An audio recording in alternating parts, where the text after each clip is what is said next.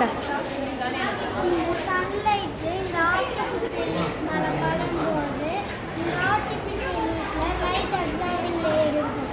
அது வந்து சன்லைட்டோட வெளிச்சத்தை அப்சர்வ் பண்ணி வச்சுக்கும். செகண்ட் லேயர் வந்து கேட்டலிஸ்ட் கோட் பண்ணி வச்சுருக்க லேயர் இருக்கும். அந்த லேயரில் அனோட கேட்டோடுன்னு ரெண்டு லேயருக்கான இது கோட் பண்ணியிருக்காங்க. ஃபஸ்ட்டு அனோடுக்கு கோபால்ட் பாஸ்பேட் மாதிரியான கேட்டலிஸ்ட் கோட் பண்ணியிருக்கோம். கேத்தோடுக்கு நிக்கல் மாலிப்டினம் மாதிரியான கேட்டலிஸ்ட் கோட் பண்ணியிருக்கோம். இந்த ரெண்டுமே தண்ணியை ஆக்சிஜனாகவும் ஹைட்ரஜனாகவும் பிரிக்க உதவுது.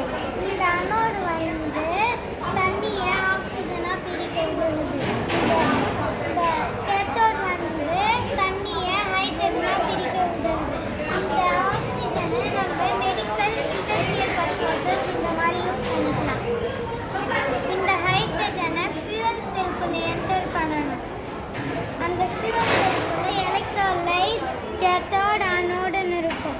இந்த எலக்ட்ரோலைட்டில் வந்து ஹைட்ரஜனை புரோட்டானாகவும் எலக்ட்ரானாகவும் பிரிக்க உதவும். இந்த எலக்ட்ரோலைட் வந்து எலக்ட்ரான்ஸு இந்த சைடும் புரோட்டான்ஸு இந்த சைடும் தள்ளி விடும்.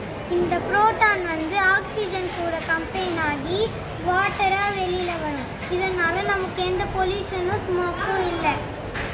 இந்த எலக்ட்ரான் வந்து எலக்ட்ரிசிட்டியை ப்ரொடியூஸ் பண்ணும். அந்த எலக்ட்ரிசிட்டியை வச்சு நம்ம ஃபேனு லைட்டு இந்த மாதிரி யூஸ் பண்ணலாம். இதனால் நமக்கு ஒரு பொல்யூஷனும் இல்லாத எலக்ட்ரிசிட்டி கிடைக்குது. இது இப்போ லேபில் தான் இருக்குது. இருந்தாலும் எப்படி ஒரு ரூம் அளவுக்கு இருந்த கம்ப்யூட்டரை நம்ம கை அளவுக்கு மாற்றினாங்களோ அதே மாதிரி இதையும் நம்ம வீட்டில் யூஸ் பண்ணலாம். இது வந்து நம்ம வீட்டில், ஸ்கூலில், பார்க்கு, ராக்கெட் இந்த மாதிரி யூஸ் பண்ணலாம். இந்த ஆர்டிஃபிஷியல் லீஃப் வந்து clean, safe, renewable, sustainable. Thank you. நீங்கள் எந்த ஸ்கூல், உங்கள் பேர்லாம் சொல்லுங்கள்.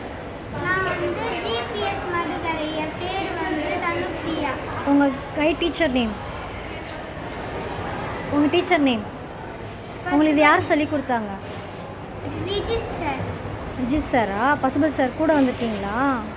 Okay ma'am.